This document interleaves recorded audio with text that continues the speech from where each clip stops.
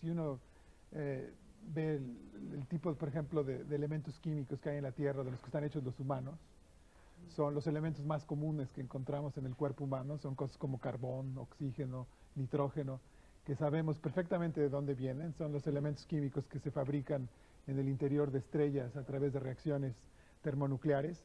Así que los seres humanos no estamos hechos de ninguna sustancia especial, sino de sustancias que sabemos muy bien se producen en los interiores de estrellas.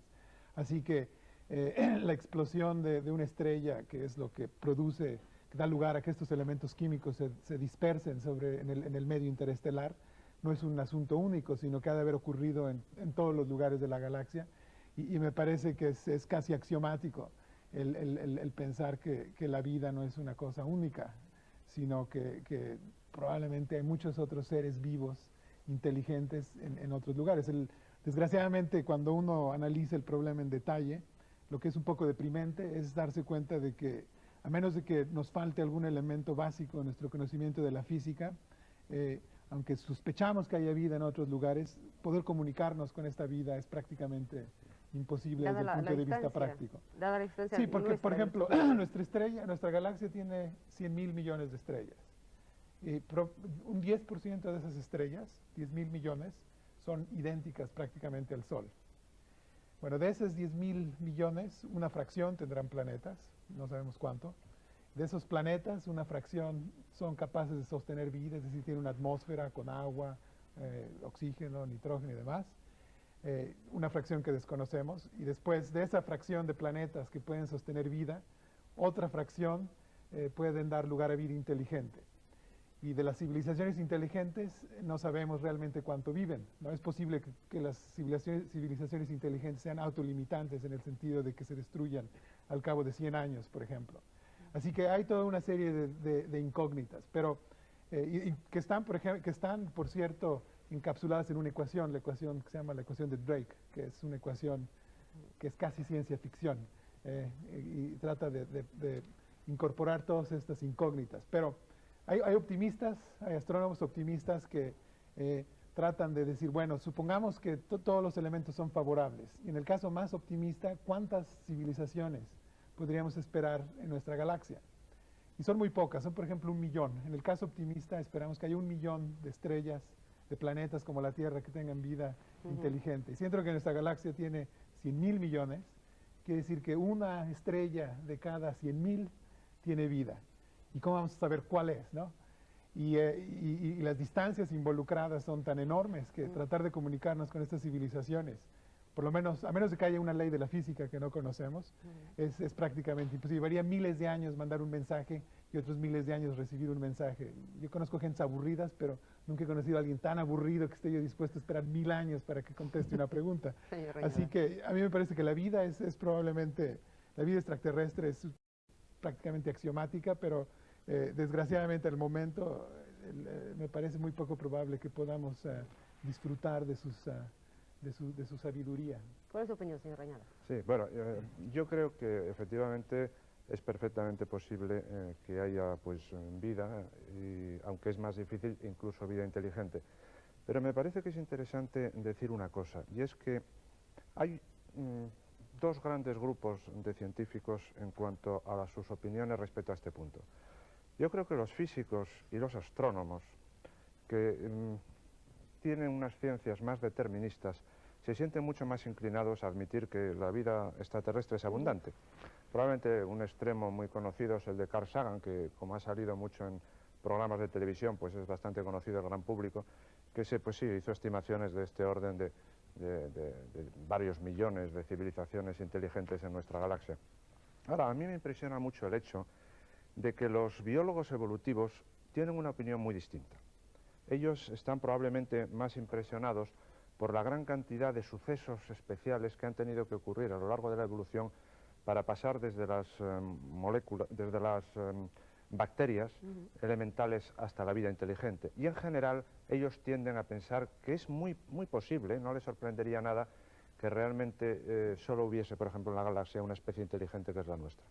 En todo caso, a mí el problema me parece interesante, pero me interesa sobre todo desde el siguiente punto de vista. Yo creo que reflexionar sobre vida extraterrestre, la haya o no la haya, que yo no lo sé, nos ayuda un poco a comprendernos a nosotros. Esto es algo parecido a como si discutimos sobre otras civilizaciones, por ejemplo la antropología y el estudio de cómo se comportan pues, tribus primitivas, nos ayuda a veces a comprendernos a nosotros. Y quisiera dar un ejemplo que está basado en las aportaciones que había hace un momento en la fórmula de Drake, que es un intento de ver cuántas habría. Esa fórmula lo que hace es coger pues, la probabilidad de que en un planeta haya surgido vida, la probabilidad de que la vida surja vida inteligente, el número de estrellas, el número de planetas por estrella, todo eso de lo cual no sabemos en realidad casi nada. Pero lo que quiero mencionar ahora es que al final el último factor de esa fórmula es una cantidad T mayúscula, que es lo que vive una inteligencia, ya saben, lo que vive una civilización inteligente. Entonces, algunos dicen, bueno, pues una civilización inteligente va a vivir 100 años, no más. Nosotros, desde esa perspectiva, estamos acercándonos a los 100 años, porque hay que contarlo desde que se tiene radio, que llevamos ahora 80 o 90 años. Y entonces la pregunta es tremenda, ¿por qué se muere una civilización? Claro, si la vida de las civilizaciones es corta, pues habría pocas en la galaxia, porque no llegan a coincidir en el tiempo. Cuando surge una ya se han muerto las anteriores. Y entonces podríamos incluso pensar que a lo mejor la galaxia pues, es una especie de cementerio con muchas civilizaciones que han terminado. Pero desde la perspectiva que decía hace un momento, esto nos ayuda a pensar sobre nosotros. Quizá lo que ocurra es que una civilización puede superar una crisis de adolescencia o de madurez, y quizá nosotros ahora estemos frente a ello, pero tenemos el riesgo nuclear parece que está disminuyendo, pero tenemos riesgo pues, de grandes epidemias, riesgo de contaminación. Y hay que pensar que es absolutamente necesario que seamos capaces de contribuir a la fórmula de Drake de una manera eficaz, para lo cual hay que prolongar la vida de esta civilización. Vamos a ver cómo se ven las cosas por este lado, señor Senovilla. Pues yo creo que si algo nos ha enseñado la ciencia es precisamente a ser modestos. Y todo esto que se decía de que nuestro planeta es un planeta normal, en una estrella perfectamente mediocre, en un suburbio de la galaxia, pues nos parece indicar que el hecho de que seamos seres inteligentes no quiere decir que seamos los únicos, ¿no? Y esta es la postura que seguramente mantenemos los físicos. Claro, hay estas cosas que los biólogos a lo mejor, que saben más que nosotros al respecto, pues saben cuál es la probabilidad o la difícil cuestión de que a partir de ciertas moléculas orgánicas se produzca la vida, ¿no? Y eso podría poner limitaciones. En cualquier caso, lo que sí que tendría que estar claro para los telespectadores es que exista vida extraterrestre no tiene nada que ver con estas cosas que se venden normalmente por ahí de ovnis o y marcianitos verdes con antenas en la cabeza, eso es lo que nos está... Que cuando nosotros hablamos de vida extraterrestre hablamos de civilizaciones que, como bien decía Carlos, seguramente ni siquiera podamos comunicarnos con ellas. Pero es decir que aunque no podamos comunicarnos con ella, en principio, aunque aparentemente no podamos, eso no es razón por la cual no debemos intentar comunicarnos. Ah, claro que no. Y claro, hay todo un lobby en los Estados Unidos en particular que ha hecho propuestas de construir grandes conjuntos de radiotelescopios, que incluso que se puede hacer con los presupuestos de la ciencia actual, para mandar señales, ¿no? En caso de que estemos equivocados en alguna cosa y que hay alguna ley de la física que no conocemos muy bien que permita la comunicación en una forma que no comprendemos en este momento, ¿no? Así que el hecho de que mi actitud sea un poco deprimente en el sentido de que decía yo antes que va a llevar miles de años comunicarnos, no es razón por la cual debamos tener la certidumbre y abandonar la posibilidad de tanto de mandar señales como de recibir, de tratar de construir receptores, ¿no? que en caso de que haya alguien por ahí tratando de mandarnos un mensaje, sería una lástima que lo perdiéramos por ahorrar unos cuantos millones de dólares, ¿no? Pero lo que es curioso también es que las presuntas apariciones y contactos de los extraterrestres, los astrónomos nos pasamos muchas noches del año mirando al cielo y encantados de encontrarnos con un extraterrestre. Ningún astrónomo ha tenido la suerte de abrir su telescopio y encontrarse con un extraterrestre. ¿Te imagino lo agradable que sería poderle preguntar cosas?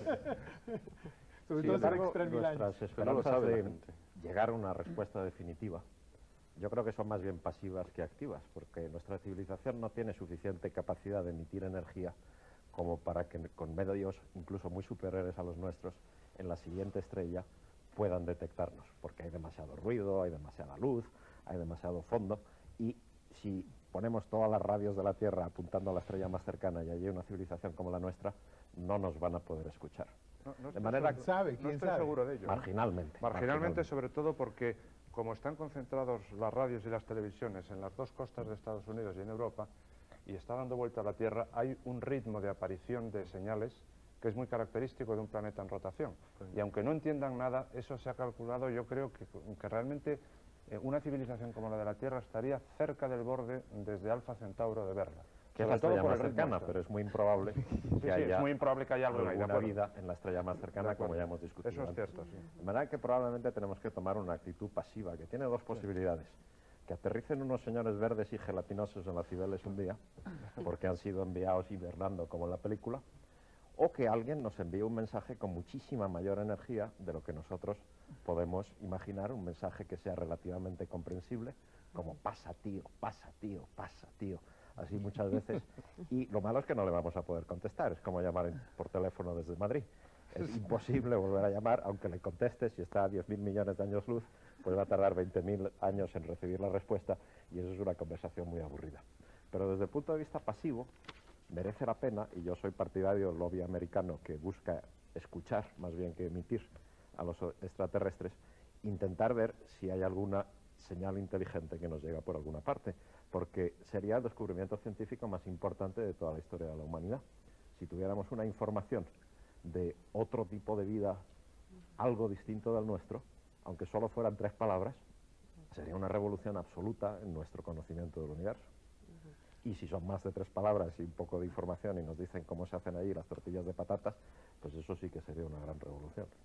Sí, no, lo que decía es interesante lo que decía el profesor Rañada, que si hubiera una civilización inteligente en la estrella más cercana, Próxima Centauri, que está a 4 años luz, podría recibir las emisiones de la televisión que tenemos aquí. Y que ojalá que no haya una civilización ahí, porque la impresión que tendrían de nosotros a través simplemente de captar la televisión sería una impresión muy distorsionada. Creíamos que todos somos cowboys o Mickey Mouse o una cosa así, así que ojalá que no haya vida en Próxima Centauri, pero sí, no, efectivamente, la posibilidad de que, sí, hay que impulsar la posibilidad de poder, sería un descubrimiento de tal magnitud, ¿no? Si supiéramos que no somos únicos en la galaxia, que sería una revolución científica sin paralelo, ¿no? ¿Qué investigan hoy físicos, astrónomos y cosmólogos? ¿Qué realmente es? ¿Se puede decir que todas las investigaciones hoy en torno al universo, en su sentido más amplio, como lo estamos tratando en el debate de esta noche, de alguna manera se están haciendo de forma conjunta o aquí va cada uno por libre, por su lado? Ahora mismo, ¿cómo Yo creo que están la las cosas en cosmología ese es una terreno? ciencia interesante porque tiene que echar mano de todas las ramas de la física. Y en la cosmología es necesaria la teoría de la gravitación, que es la relatividad general, es necesaria la mecánica estadística, la física de partículas, la física cuántica, todo. Y en ese sentido es una ciencia muy interesante porque tiene que, digamos, abarca todo el conocimiento que hay actualmente. A pesar de todo, yo creo que hay cierta incomunicación. Y, por ejemplo, pues lo que yo hago, que soy un físico teórico, pues no tiene mucho que ver con lo que hace, por ejemplo, lo que se hace en Canarias, aunque se supone que tendríamos que estar comunicados, ¿no? Pero Y a veces lo estamos. Tú has estado allí. Sí, sí, yo he estado allí, sí. Claro que sí. Yo estoy completamente en desacuerdo con él y opino que las dos ramas de la ciencia, los físicos y los cosmólogos, digamos, trabajamos de hecho sobre cosas que son muy parecidas. Y, por ejemplo, hay quienes hacen aceleradores de partículas y estudian las interacciones entre las partículas a muy alta energía. Y eso parece tener poquísimo que ver con el origen del universo, y sin embargo es lo mismo.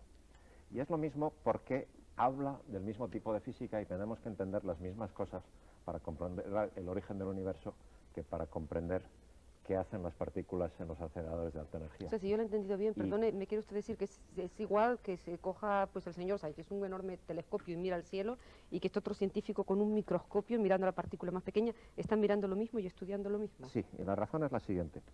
La razón es que, como decía antes, cuando el universo era mucho más pequeño, estaba mucho más denso y a mucha más alta temperatura. Más alta temperatura quiere decir que todas las partículas que lo componen se mueven a mucha más alta energía. Temperatura y energía son un poco lo mismo. Temperatura es la media de la energía de las partículas. Y por lo tanto, cuando el universo era un churrito chiquitín así, todas las partículas que hoy en día están aquí a una temperatura relativamente baja interaccionaban entre ellas a temperatura o a energía muchísimo más alta.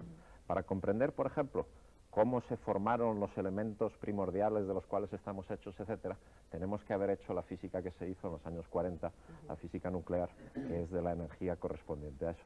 Y ahora que hacemos física de más alta energía, podemos ir y entender el universo a tiempos más tempranos, cuando estaba a más alta temperatura. De manera que cuanto más avanzamos en energía, en los experimentos que hacemos en la Tierra, más hacia atrás comprendemos el universo, más cerca y más cerca y más cerca de lo que a él no le gusta llamar la gran traca, que llama el modelo estándar, pero en fin, que se llama, todo el mundo lo llama gran traca.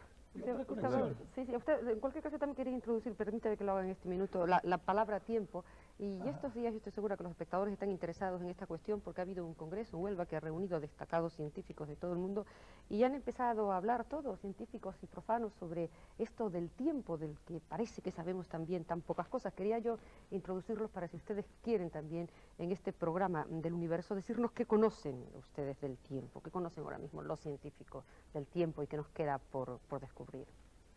Debemos, a propósito de tiempo, debemos asegurarnos que haya tiempo en este programa para discutir. Quedan 12 el minutos, programa, si quiere sí, precisión, quedan 12 minutos para acabar. discutir el problema central de la cosmología, que no sé cómo hemos podido hablar durante no sé cuánto tiempo llevamos hablando, sin haber hablado del problema central de la cosmología, que es el problema central de la física al fin del siglo XX, que es el problema de no saber los físicos de qué está hecho el universo. Ese es un problema que debemos Yo me había quedado con la idea de que químicamente era hidrógeno, pero helio. eso es nada más la superficie. Una de las grandes revoluciones que ha habido en la astrofísica y en la física en los últimos 15 años es el darse cuenta de que 90% del universo, quizá 99% del universo, existe en una forma de la que sabemos nada, es lo que se llama el material oscuro. No sabemos nada del no sabemos lo que 90% del universo. No sabemos ni siquiera cuánto de esto hay. Todo de lo que hablábamos antes, el carbón, el hidrógeno, el helio, etcétera, eso es probablemente 1% de la materia del universo. El resto del universo inferimos su existencia, sabemos que existe esta materia por la gravedad otra vez. Examinando y estudiando los movimientos de estrellas dentro de las galaxias y de galaxias dentro de cúmulos de galaxias, inferimos que hay muchísima más materia de la que podemos ver con cualquier tipo de telescopio, radiotelescopio, telescopio visible, satélites. Y así que sabemos, aplicando las leyes de la física, que en el universo hay mucha más materia, pero materia que no brilla. Y lo que no sabemos es qué es esa materia. Y Álvaro hablaba hace un momento de la conexión entre las partículas elementales y la cosmología. Bueno, una de las conexiones más fascinantes que han surgido en los últimos años es la propuesta de la que Álvaro ha participado y sus colegas también, de que quizá este material oscuro, que sabemos existe, repito, por su atracción gravitacional, consista de partículas elementales que hasta ahora no han sido descubiertas en la Tierra. Y si esto fuera cierto... Era cuando el señor Rañada, a ver si yo no me he perdido, habló de que si el vacío era vacío. No, ese era Álvaro el que hablaba de si el vacío era vacío. Quizá tenga algo que ver con eso, pero esto es muchísimo más mundano.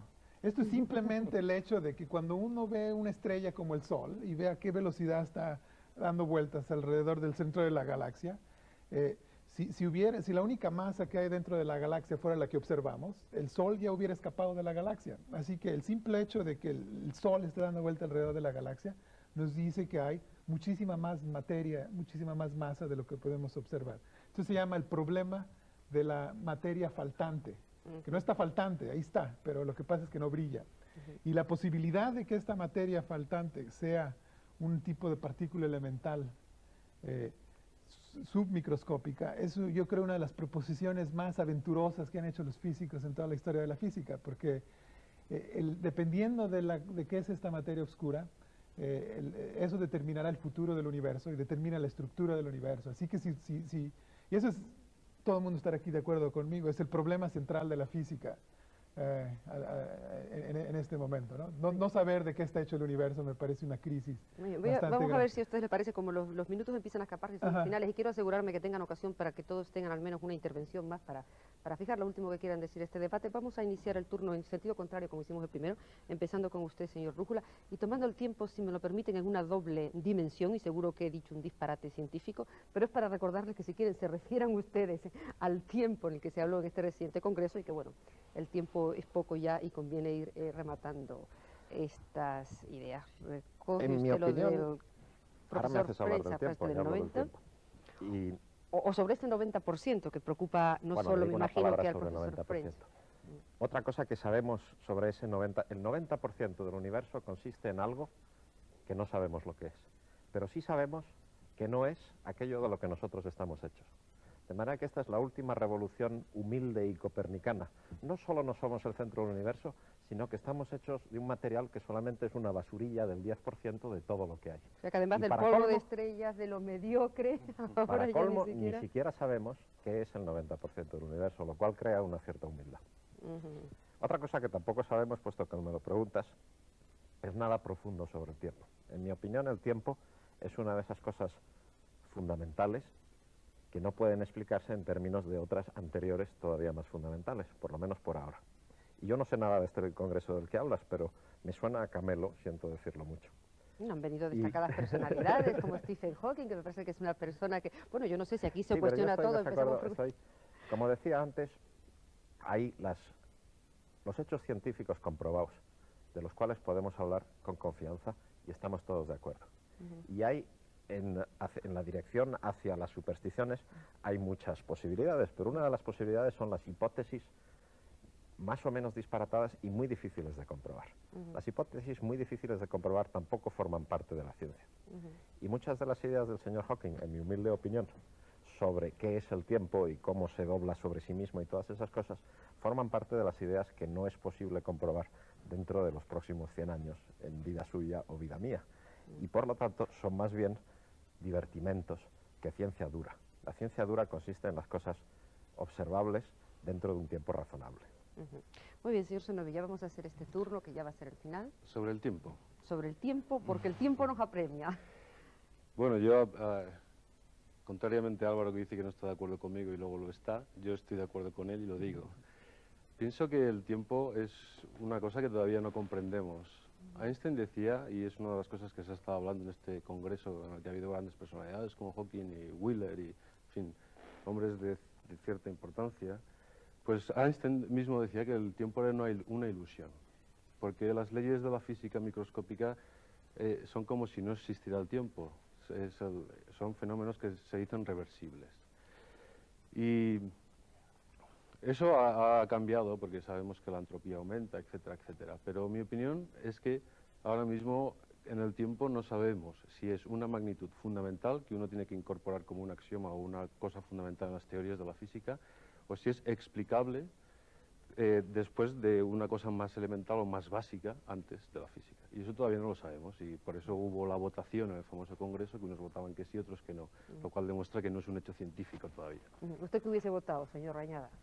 Bueno, yo la verdad es que creo que estaría entre los que se abstuvieron. Este es un problema difícil. Yo recuerdo ahora una frase que me parece que es de San Agustín, que dijo: yo si no me preguntan lo que es el tiempo, entiendo muy bien lo que es, pero si me lo preguntan no tengo ni idea, ¿no? Realmente es algo difícil. Lo que sí se puede decir, y esto sí que creo que está dentro de lo científico, es que ha habido un cambio muy grande en la manera de entender el tiempo en la física. Desde la concepción del siglo XIX, que era muy determinista, en el cual todo estaba perfectamente determinado por lo que ocurre en un cierto momento, que dio lugar pues, a visiones materialistas muy radicales, en las cuales pues, no había ni siquiera libertad humana.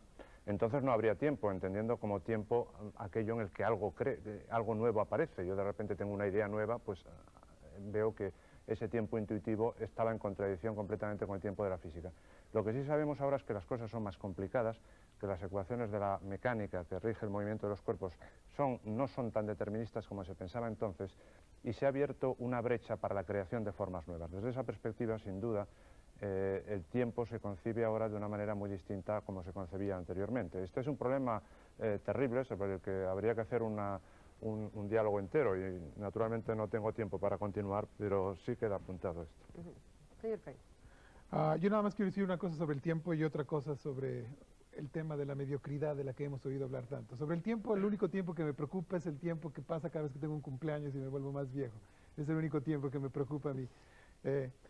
Más seriamente, es decir, el tiempo, yo creo que si el tiempo es parte del universo, habrá empezado cuando empezó el universo, pero como no sabemos exactamente qué pasó en los primeros instantes del universo, no sabemos realmente mucho acerca del origen del tiempo. Pero quisiera rápidamente en mi última frase decir que estoy de acuerdo con todo lo que se ha dicho acerca de que somos una estrella común y corriente, etcétera, etcétera. Sin embargo, hay algo que nos nos hace singulares, y es el hecho de que a pesar de que seamos hechos de material, de estrellas, y que vivamos en los suburbios de la galaxia y demás, hay una cosa muy importante, que es el hecho de que en este lugar de la galaxia hay una especie que puede, si no comprender el universo, por lo menos preguntarse este tipo de preguntas que nos hemos hecho aquí y tratar de contestarlas. Y eso para mí es algo muy diferente de la mediocridad, y es algo realmente sublime. El hecho de que haya una especie en el universo que pueda hacer este tipo de preguntas que hemos discutido es para mí la antítesis de la mediocridad. Señor Sánchez. Caray, me lo ponéis muy difícil. Para empezar del tiempo yo no puedo añadir nada porque no se sabe bien lo que es el tiempo, y yo no soy un especialista en el tiempo. Yo lo sufro como todos y nada más. Me gustaría poderlo ensanchar, porque en definitiva lo único que tenemos nosotros, nuestro es el tiempo. Es lo que podemos regalar a un amigo. Eso es lo que podemos hacer con el tiempo. Y en cuanto a todo el debate que estamos haciendo hoy,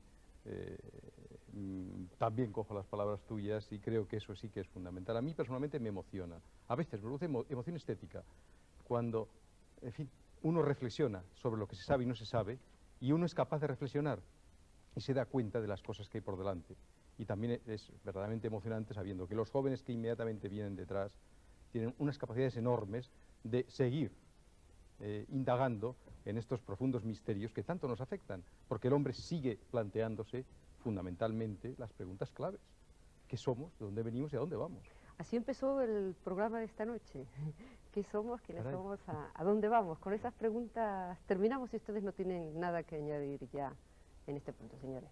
¿Queda alguna precisión? No, yo solo quería abundar en que para mí se ha hablado aquí de cuál es el misterio más profundo de la ciencia, seguramente sea ese. Cómo la materia es capaz de hacerse consciente de sí misma. Y es la palabra, la pregunta, ¿no? Señores, ha sido un verdadero placer haber compartido con ustedes este tiempo del espejo. No solo hemos conseguido reunir aquí esta noche a científicos de un gran prestigio, sino, como ustedes han podido observar, algo que realmente es mucho más difícil, a unos excelentes comunicadores que se han valido de todos los medios, así que le agradecemos mucho, señor Brújula, su enorme esfuerzo aquí con los globos para hacernos más fácilmente entendible ese enorme misterio que es el universo, ese quiénes somos, dónde estamos, hacia dónde vamos. Terminamos con las mismas preguntas, pero yo creo que realmente, y esto es gracias a ustedes, señores, sabiendo mucho más de estas cuestiones y, por supuesto, mucho más profundamente interesados, y también gracias a ustedes en ellas. Solo me queda despedirme, decirles que la próxima semana El Espejo va a debatir acerca de la seguridad privada, y la película que tenemos prevista para emitir es El Guardia. Hasta entonces, señores, muchas gracias, buenas noches.